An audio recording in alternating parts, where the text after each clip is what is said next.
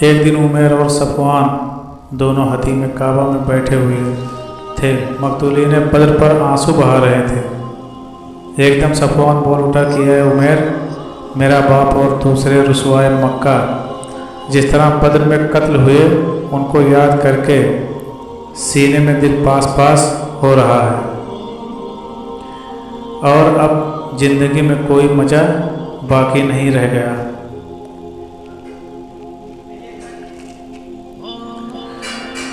عمیر نے کہا کہ اے صفوان، تم سچ کہتے ہو، میرے سینے میں بھی انتقام کی آگ بھڑک رہی ہے۔ میرے عائچہ و اقربا بھی بدر میں بے دردی کے ساتھ قتل کیے گئے ہیں، اور میرا بیٹا مسلمانوں کی قید میں ہے۔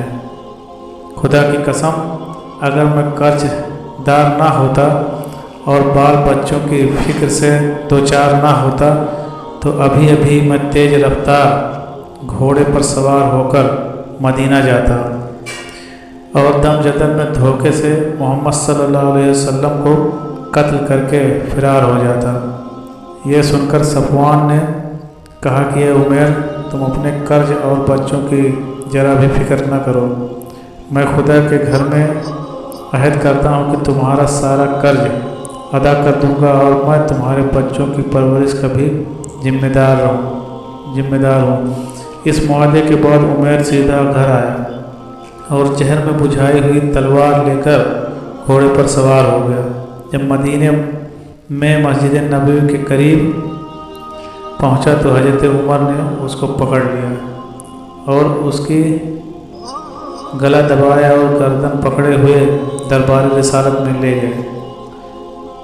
حضور نے پوچھا کہ کیوں عمیر، کس ارادے سے آئے ہو؟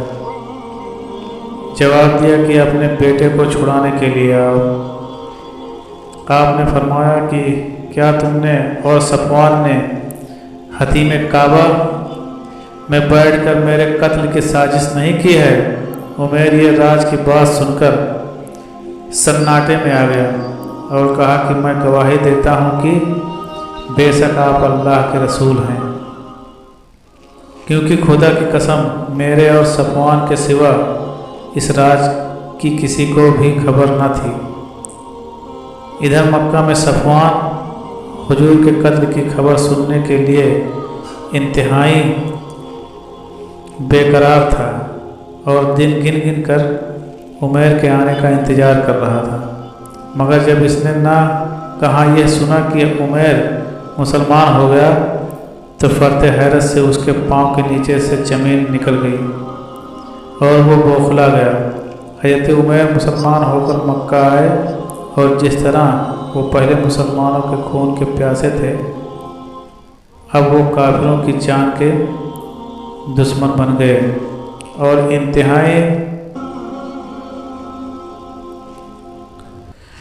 بے خوفی اور بہادری کے ساتھ مکہ میں اسلام کی تبلیغ کرنے لگے، یہاں تک کہ ان کی دعوت اسلام سے بڑے بڑے کافروں کے اندھیرے دلوں میں نور ایمان کی روشنی